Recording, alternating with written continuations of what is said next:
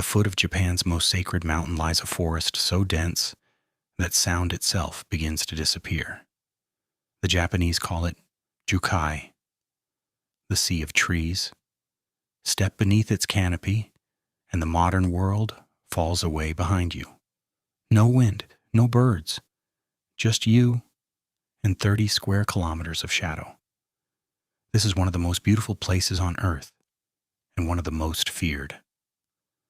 Aokigahara rests on the northwestern slope of Mount Fuji in Japan. From the sky, it looks like a green ocean frozen in place, an unbroken canopy stretching all the way to the horizon. But this forest is far younger than it seems. In the year 864, Mount Fuji erupted. Rivers of lava poured down its slopes and cooled into a vast plain of black volcanic rock. The eruption itself unfolded in 2 waves, months apart. The first through the summer of that year, the second returning in the depths of winter. Old chronicles describe plants burning, rocks falling like rain, and a nearby lake hissing with steam. That lake, once a single vast body of water, was split apart forever by the cooling lava, divided into what are now known as Lake Sai and Lake Shoji, 2 of the famous Fuji 5 lakes. The imperial court, terrified, ordered a shrine built to appease the mountain spirit. It didn't stop the forest from growing anyway.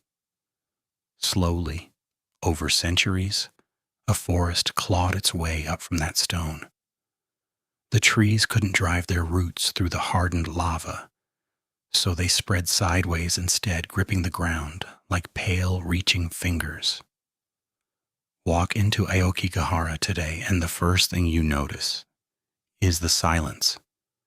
The trees grow so close together that they smother the wind. The porous rock beneath your feet swallows sound. Even your own footsteps feel muffled and far away. Almost everyone who enters describes the same feeling, that the forest is holding its breath. And beneath the moss lies something stranger still. A hidden network of caves, ice caves that stay frozen through the summer, and wind caves that exhale cold air from deep underground. 2 of these caverns even have names of their own: the Narusawa Ice Cave and the Fugaku Wind Cave. Villagers once carried blocks of ice down from them centuries before refrigeration existed. Step inside today, and the temperature drops so sharply you can see your breath, even in the height of a Japanese summer. The ground twists in every direction, and every direction looks exactly the same. Step off the trail, and it becomes terrifyingly easy to forget which way you came. There's an old story that compasses spin wildly here, that the iron in the soil drags the needle in circles. The truth is quieter. Lay a compass flat on the bare lava, and yes, it drifts because the rock itself is magnetic. Hold it at your chest, and it works just fine. But in a place where every tree is a mirror of the last, a wandering needle is the last thing you'd want to trust. And despite everything this forest is known for, life here is stubborn. Botanists have cataloged rare orchids and delicate fungi in Aokigahara, found almost nowhere else in Japan. Quiet proof that given enough centuries, life finds its way back, even from a catastrophe. Long before the modern world found it, Aokigahara already lived in Japanese folklore as a place where the boundary between the living and the dead grew dangerously thin. In old tradition, those who die in sorrow or in anger do not always move on. They remain as yūrei, restless spirits, pale and silent, bound forever to the place of their suffering. And Aokigahara, dark and soundless, was said to be full of them. They say that if you stand still and listen closely to the silence, you might hear them, faint voices drifting between the trees, calling you deeper.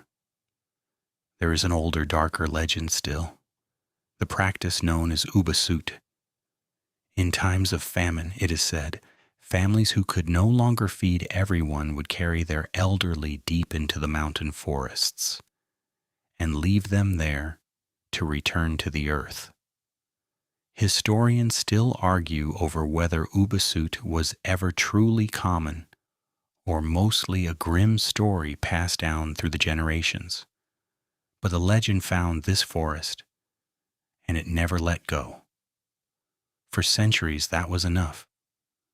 Aokigahara was simply a place the living chose to avoid, a beautiful haunted emptiness at the foot of a holy mountain. Then, in 1960, a single novel changed everything. The writer Seicho Matsumoto published Kuroi Jukai, The Black Sea of Trees. In its final pages, a heartbroken character walks into this forest. The book became a sensation. And slowly, tragically, the forest's ancient reputation collided with something new. A place of old legend became a place of pilgrimage, for all the wrong reasons. The reputation deepened again in 1993, when a controversial guidebook named Aokigahara directly as a place to go.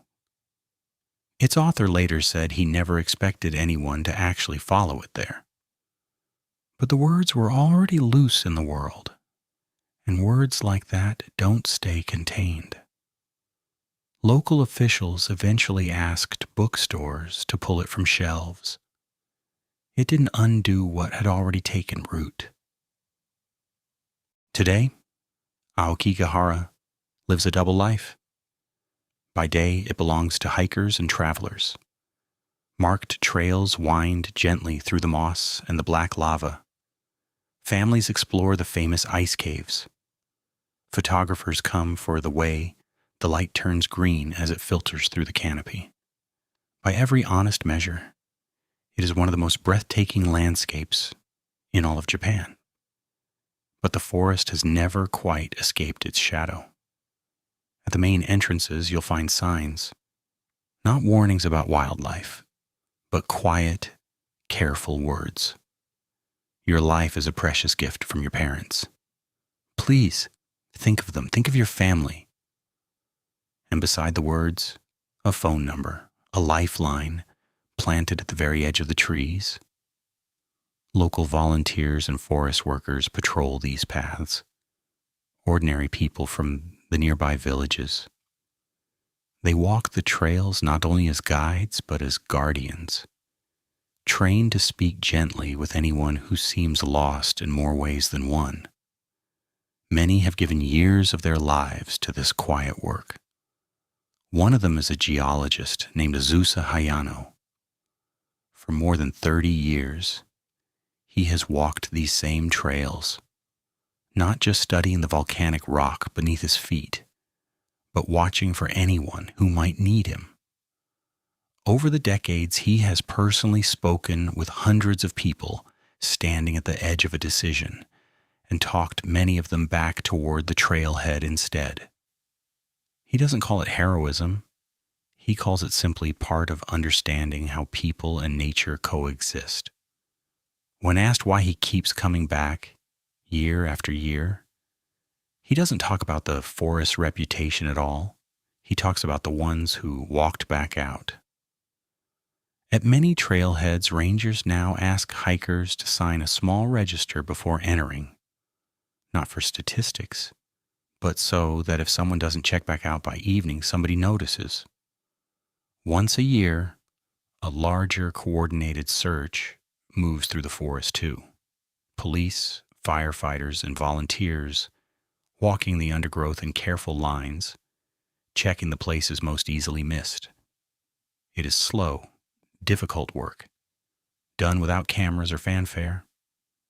Years ago, officials stopped publishing the numbers, a deliberate choice to starve the dark mythology the internet had wrapped around this place. because that is the terrible paradox of Aokigahara. The more famous it became for death, the more that fame drew people toward it. The story had begun to feed itself. And so the people who love this forest are trying gently to give it a new story, to let it become what it has always been, beneath the legend, an ancient living woodland growing patiently on the bones of a volcano. Even now, the forest keeps a few things to itself.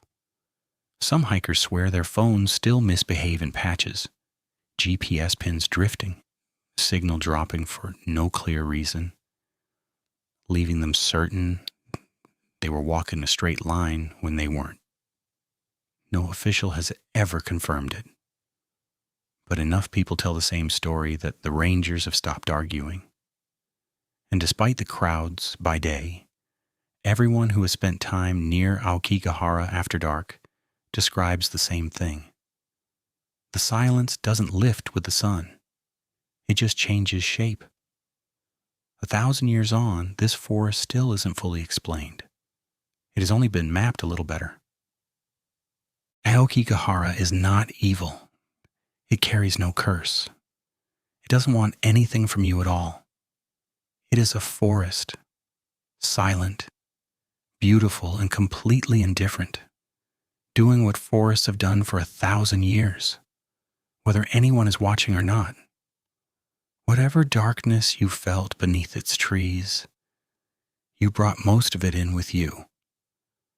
And maybe that is the real meaning of these coordinates, that every place is only ever half geography and half the meaning we give it. The sea of trees will still be standing long after every legend about it is forgotten, growing, breathing, waiting in its perfect silence at the foot of a sacred mountain. Scientists will keep circling its mysteries. Guides will keep walking its trails watching, and visitors will keep arriving, most never noticing how easily the trail behind them seems to vanish. The forest doesn't mind either way. It has never once asked to be understood. It only asks mostly to be left in its silence. If you or someone you know is struggling, please reach out. Help is always there, and you are never as alone as the silence would have you believe. There are darker places still on this map. The next coordinates lead to an island where no visitor is ever allowed to set foot. Follow the coordinates.